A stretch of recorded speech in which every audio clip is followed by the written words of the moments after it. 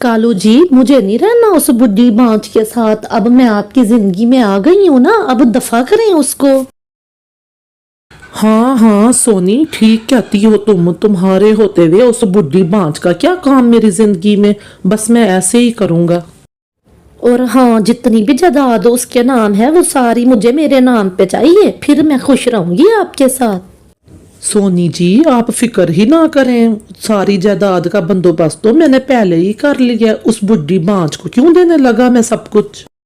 गोरी एक झटके में ही उठ जाती है। उफ, तो ये सपना था। शुक्र है ऊपर वाले तेरा कि ये सपना ही था। हाँ हाँ, सपना ही तो था। सच में कालू मुझे धोखा देने का तो कभी सोच भी नहीं सकता।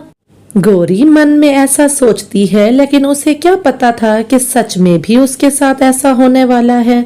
यहाँ कालू घंटों बैठ के देखता रहता दूसरे पंछियों को अपने बच्चों के साथ खेलते और उनको मुख्तलिफ किस्म के भोजन देते हुए। अब तो ये कालू का रोज का काम हो गया था। वो भोजन लेने के लिए जाता और वापसी पे नदी के किनारे बैठ के कबूतर को अपने बच्चों से और पारो चिड़िया को अपने बच्चों से, जबकि मिट्ठू तोते को और बाकी सब पक्षियों को अपने बच्चों से खुश होते और उन्हें भोजन देते देखता। नदी के किनारे बैठा मायूस कालू एक एक पक्षी को अपने बच्चों के साथ रंगलीलियां करता देखता और दिल मन ही मन में ये सोचता कि उसकी भी संतान होती तो आज वो भी अपनी संतान के साथ खुशियां मनाता। जैसे ही शाम ढलती है तो कालू उड़ता हुआ अपने घर की तरफ जाने लगता है। वो तो गोरी के लिए कोई किस्म का भोजन भी ना लेके जाता था। शुरू में तो उसको गोरी से बहुत प्यार था और उसकी तो मोहब्बत की शादी थी, लेकिन अब तो उसका दिल ही ना लगता था गोरी में। कालू जी, आप आज भी मेरे लिए भोजन नहीं लेके आए? मैं तो पूरा दिन आपका इंतजार करती रहती हूँ। मैं नहीं लेके आऊंगा तुम्हारा भोजन। तुम अपना भोजन खुद ही लेके आया करो। घर में बैठे बैठे रोटियां तोड़ती रहती हो। जा नहीं सकती अपना भोजन लाने के लिए? कालू जी, ये आप कैसी बातें कर रहे हैं? सिर्फ आप थोड़ी ना कि मेरे लिए भोजन लेके आएंगे। हर पति ही अपनी पत्नी के लिए भोजन लेके आता है। मैं जानती हूँ अब आप पहले से कालू नहीं रहे। पता नहीं आपको क्या हुआ है। अभी वो यही बातें ही कर रहे थे कि कालू की बुआ आ जाती है और आके दरवाजे पे दस्तक देती है। कालू, अरे ओ कालू, हो घर में? ए दरवाजा खोलो, देख तो तेरी बुआ आई है, दरवाजा खोल। कालू जल्दी से दरवाजा खोलता है और बुआ अंदर आ जाती। अरे बुआ जी, आज तो आपने दिल खुश कर दिया। बड़े दिनों बाद आप आई हैं। खैर तो है ना? सब ठीक तो है बुआ जी? मैं तो तुझे ये कहने आई हूँ कि मेरे पड़ोस में एक कवि रहती है, उसको शादी की जरूरत है। तो तेरे यहाँ भी कोई संतान नहीं है तो उससे शादी कर ले। अरे बुआ जी, ये आप कैसी बातें कर रही हैं? आप एक औरत होके औरत पर किस तरह से ये जुल्म कर सकती हैं? आप मेरे ऊपर सौतन लाने की बात कैसे कर सकती हैं? 1 साल से इंतजार किया है, तू हमारे परिवार को ना आगे बढ़ा सकी। अब शादी तो कालू को करनी ही होगी हर सूरत। हाँ हाँ बुआ जी, संतान की इच्छा तो हर पक्षी के मन में होती है। मुझे ये रिश्ता मंजूर है। 1 साल से तो मैंने भी इंतजार किया है। गोरी बहन, आप नदी के किनारे इस तरह से बैठ के क्यों रोए जा रही हो? क्या बताऊं मैं तुम्हें पारो बहन, वो बुढ़ी मर्रे बुढ़ी वो कालू की दूसरी शादी करवा रही है। कालू की बुआ, उसकी बात कर रही हूँ। दूसरी शादी करवा रही है उसकी। और वो कालू मेरा पति, उसने तो इतनी भी शर्म हया ना की, मेरे सामने ही अपनी बुढ़ी बुआ को हाँ कर दी। कल सुबह सवेरा होते ही जाएगा और अपनी दूसरी पत्नी को लेके आएगा घर में। अरे संतान का होना या ना होना हम पक्षियों के हाथ में थोड़ी ना होता है। ये तो ऊपर वाले की मर्जी से ही होता है किसको कितनी संतान दे और किसको दे ही ना। चलो अब आप रोना बस करो। ये रोना तो अब पूरी जिंदगी का है। मैं जानती हूँ आपने सुबह से ही कुछ नहीं खाया। ये थोड़ा अनाज है जो आप खा लो। कालू जी, क्या आप वो दिन भूल गए जब हमारा विवाह हुआ था और आपने कितने वादे किए थे मुझसे? हाँ हाँ, लेकिन पापा बनने की ख्वाहिश तो मेरे भी मन में है। लेकिन ये मेरे हाथ में तो नहीं है। ये तो ऊपर वाले की मर्जी है, वो जिसको दे या जिसको ना दे। अब छोड़ो ये बातें और बताओ मेरी पगड़ी और सेहरा कहाँ है? सुबह सुबह ही मैंने जाना है। सुबह होते ही कालू अपनी दूल्हे वाली पगड़ी और सेहरा पहन के अपनी बुआ के यहाँ निकल जाता है। वो तो कुछ ज्यादा ही जल्दी उठ गया था और तैयार होके ही चला जाता है। अरे कालू, कुछ सब्र नहीं कर सकता था? तू तो सुबह सुबह होते ही आ गया, इतनी भी क्या जल्दी थी तुझे आने में?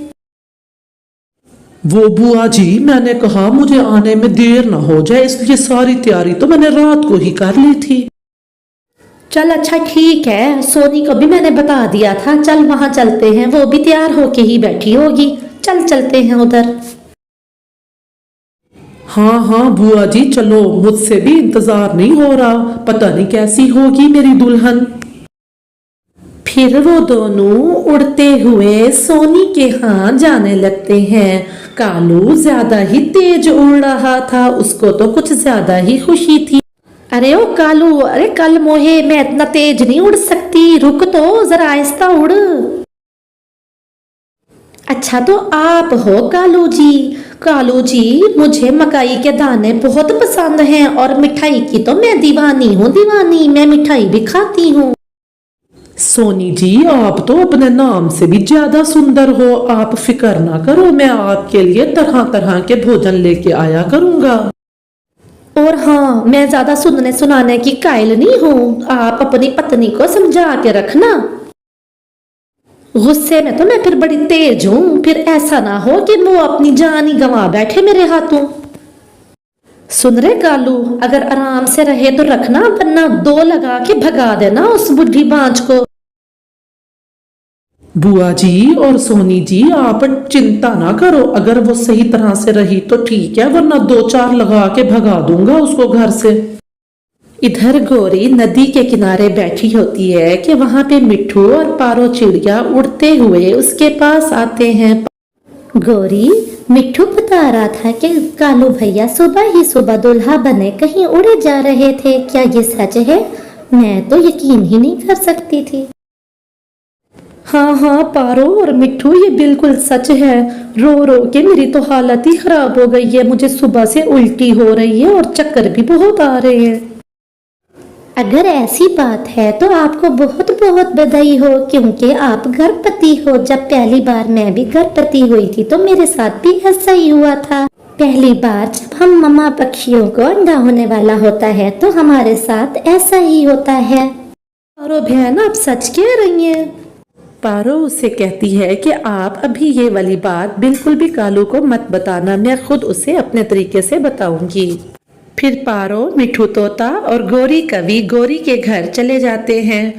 गौरी तो इस खबर को सुनने के बाद सारे ही दुख भूल गई थी और वो तो अपनी माँ बनने की खुशी में फूले न समा रही थी। जैसे ही वो सब घर में पहुंचते हैं तो वहां पर सोनी कवि उससे कहती है, सुनो सौतेन जी, मेरे से बच के रहना, मैं तो गुस्से की बहुत तेज हूँ और कालू जी अब से मेरा ही भोजन लाया करेंगे, तुम अपना बंदोबस्त खुद करना। मिट्ठू तोता कहता है, कालू तुम्हारी पत्नी तो बहुत तेज है और साथ के साथ बदतमीज कवि भी है, मुझे तो नहीं लगता कि तुमने इससे शादी सिर्फ संतान के लिए की है। अरे छोड़ो छोड़ो, इन सब बातों को छोड़ो, चलो तुम मेरी शादी की खुशी की मिठाई खा के जाना। हमें नहीं खानी तुम्हारी शादी की मिठाई, चलो पारो यहाँ से चलते हैं। ये कहते हुए पारो चिड़िया और मिट्ठू तोता वहां से उड़ जाते हैं। वो मन ही मन में सोचते हैं कि गौरी का पता नहीं अब क्या बनेगा, गौरी की सौतन तो बहुत तेज और बदतमीज है। उनके जाने के बाद गौरी कहती है, पति जी मैं अब से आपका और सोनी दोनों का ही भोजन लाऊंगी, बस आप मुझे छोड़ना मत। ठीक है, तुम अब मेरा और मेरी पत्नी का दोनों का ही भोजन लाओगी। अगर तुमने सोनी के साथ बदतमीजी करने की कोशिश की तो दो चार लगा के निकाल दूंगा तुम्हें घर से। अगली सुबह जब कालू कौवा पानी पीने नदी के पास जाता है तो पारो कहती है, कालू भैया गौरी माँ बनने वाली है। क्या क्या क्या क्या? पारो बहन, ये तुम क्या कह रही हो?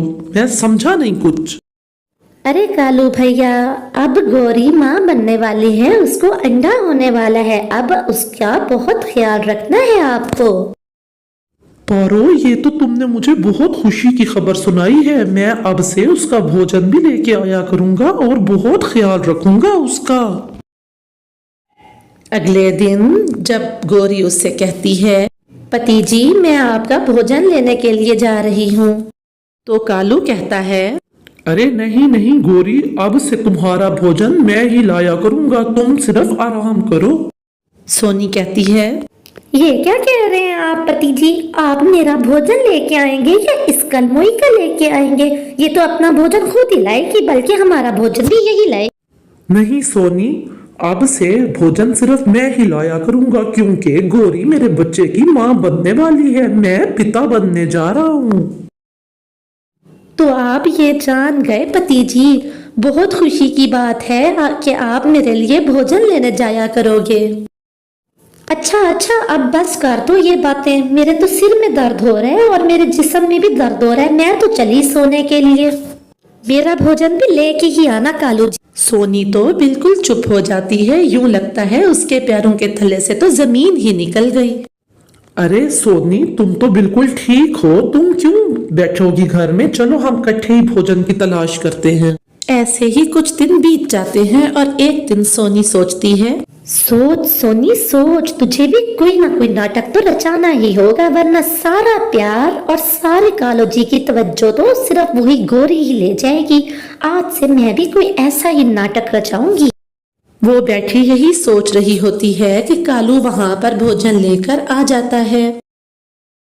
जैसे ही कालू आके बैठता है तो उसको उसी वक्त ही सोनी कहती है, कालू जी मुझे सुबह से मतली हो रही है और चक्कर भी बहुत आ रहे हैं। मेरी माँ कहती है कि इस तरह से औरत माँ बनने वाली होती है। क्या सच में? इसका मतलब मैं एक बच्चे का नहीं बल्कि दो दो बच्चों का पिता बनने जा रहा हूँ। हाँ हाँ वो तो ठीक है, लेकिन कालू जी मैं बेड रेस्ट करूंगी, क्योंकि मेरी माँ ने भी पहले बच्चे की बारी बेड रेस्ट ही किया था। ऐसा ना हो फिर मेरा अंडा होने से पहले ही खत्म हो जाए। हाँ हाँ सोनी, तुम इस बात की चिंता ही मत करो, मैं तुम दोनों का भोजन ले आया करूँ। अच्छा अच्छा, अब ठीक है, कितनी बातें यहाँ बैठ के करोगे। चलो अब घर चलते हैं, मुझे चक्कर भी बहुत हो रहे हैं। फिर वो दोनों अपने घर की तरफ उड़ जाते हैं। जाते हुए कालू तो फूले नहीं समा रहा था और वो सोच रहा था कि वो तो दो दो बच्चों का पिता बनने वाला है। उससे बर्दाश्त नहीं हो रहा था कि वो जंगल के सारे ही पंछियों को अपनी ये खुशी सुना दे। दूसरी तरफ पारो और मिट्ठू अपना अपना भोजन लेके गौरी के यहाँ आ जाते हैं। वो दोनों अपना अपना भोजन गौरी के घोंसले में डाल देते हैं और गौरी से कहते हैं, गौरी बहन अब से आप बिल्कुल भी चिंता ना करना, भोजन का भोजन हम आपको ला के दिया करेंगे, आप आराम करो। चिड़िया बहन, मिट्ठू भैया बहुत बहुत धन्यवाद, मैं बहुत भाग्यशाली हूँ जिसको आप जैसे दोस्त मिले हैं। अरे नहीं नहीं गौरी बहन, आखिर दोस्त ही तो दोस्तों के काम आते हैं, फिर दोस्ती का ही क्या फायदा अगर काम ना आए। वो अभी यही बातें कर रहे होते हैं कि वहां पर कालू और सोनी भी उड़ते हुए आ जाते हैं। कालू भी अपना भोजन गौरी के घोंसले में डाल देता है। कालू तो उनके पास ही आके बैठ जाता है, लेकिन सोनी पीछे खिड़की में जाके बैठ जाती है। अच्छा हुआ कि आप सभी मुझे यहीं पर मिल गए। मैं आपको ये बताने वाला हूँ कि सोनी भी माँ बनने वाली है। मिट्ठू कहता है, ये तो बहुत तेज कवि है, पता नहीं माँ बनने भी वाली है कि नाटक कर रही है। नहीं नहीं नहीं नहीं नहीं, तो नाटक कैसा, मैं भी तो माँ बनने वाली हूँ, ऐसे ऐसे मत कहो। अरे नहीं नहीं सोनी, तुम तो डर ही गई, मिट्ठू भैया तो मजाक कर रहे थे। बस ठीक है, अब हम दोनों बहनें एक साथ ही माँ बनेंगी, एक साथ हम अंडा देंगी और माएँ भी बनेंगी। हाँ हाँ, मैं तो मजाक ही कर रहा था। चलो पारो, अब बहुत देर हो गई है, हम यहाँ से चलते हैं। ये कह के मिट्ठू और पारो वहां से उड़ जाते हैं और वो उड़ते समय ये सोच रहे होते हैं कि सोनी तो बहुत झूठी है, लगता नहीं कि उसको अंडा होने वाला है। ऐसे ही कुछ दिन बीत जाते हैं और एक दिन गौरी अंडा देती है। कालू कहता है, गौरी, आज तो मुझे दुनिया की सबसे बड़ी खुशी मिली है। हाँ हाँ कालू जी, मैं भी बहुत खुश हूँ। माँ बनने की खुशी तो सच में बहुत बड़ी होती है। सोनी तो बहुत दुखी हो जाती है। एक तो सौतेन के बच्चे का दुख और दूसरा अपना झूठ पकड़े जाने का डर। गौरी कहती है, सोनी, तुम्हारे अंडे को कितना वक्त है? हम दोनों ने एक साथ ही तो अंडा देना था। अभी कुछ दिन है, अब बस कर दो, चुप कर जाओ, मेरे सिर में दर्द हो रहा है, मैं सोने जा रही हूँ। कुछ दिन बाद जब कालू नदी के पास पानी पीने आता है तो पारो से कहता है, पारो बहन, मुझे तो सोनी की समझ ही नहीं आ रही। अंडा तो देती ही नहीं है, बस खाती ही रहती है, खाती रहती है। कितना भोजन ला ला के दूं मैं इसको। सच पूछो तो मैं तो शादी करके बहुत पछता रहा हूँ। गौरी ने तो अंडा भी दे दिया है और मेरा इतना ख्याल भी रखती है। सच बताऊं कालू भैया, तो मुझे पहले ही दिन से इसकी माँ बनने पे शक था। अब आज मैं आपके साथ आपके घर चलूंगी और आज ही के दिन मैं आपको बता दूंगी कि ये माँ बनने वाली है भी सही कि नहीं। चलें, अब हम आपके घर चलते हैं, फिर देखते हैं क्या होगा। फिर पारो और कालू उड़ते हुए कालू के घर में जाने लगते हैं। पारो ने अपने मन में प्लान बना लिया था कि आज तो वो बेनकाब करके ही रहेगी सोनी को। गौरी और सोनी घर में बैठी होती हैं कि वहीं पे पारो चिड़िया और कालू कौवा भी उड़ते हुए आ जाते हैं। गौरी कहती है, पारो बहन, आज तो पूरा दिन मैं अपने अंडे पर ही बैठी रही हूँ। पारो कहती है, हाँ गौरी बहन, इस तरह से आपका बच्चा जल्दी निकल आएगा अंडे से। सोनी बहन, जरा चलो तो आज मैं आपको चील दीदी के पास चेकअप के लिए लेके जाती हूँ। चील दीदी बहुत अच्छा चेकअप करती है, वो बता देगी कि आपका अंडा कब आना है। गौरी समझ जाती है। हाँ हाँ सोनी, जाओ जाओ, इस तरह से तो ये भी पता चल जाएगा कि नॉर्मल डिलीवरी तो है ना, कहीं ऑपरेशन तो नहीं है। ऑपरेशन के लिए तो बहुत पैसे लगते हैं। कालू कहता है, हाँ हाँ, जाओ सोनी, चील दीदी बहुत समझदार डॉक्टर है, वो तुम्हारा बहुत अच्छा चेकअप करेगी। पारो बहन तुम्हें लेके जाएगी। इस तरह से ये भी पता चल जाएगा कि मेरा अंडा ठीक तो है ना, उसमें कोई मसले तो नहीं है। जाओ, इसके साथ जल्दी से हो आओ। अब सोनी समझ जाती है कि उसका नाटक आगे नहीं चलने वाला। वो जोर जोर से रोना शुरू कर देती है। मुझे माफ कर दे, मैं माँ नहीं बनने वाली, मैं बांझ हूँ। मेरे पहले पति ने मुझे इसीलिए ही छोड़ा था। बुआ जी के कहने पे मैंने ये शादी कर ली। मुझे घर से मत निकालना, मैं आपका भी भोजन लाया करूंगी।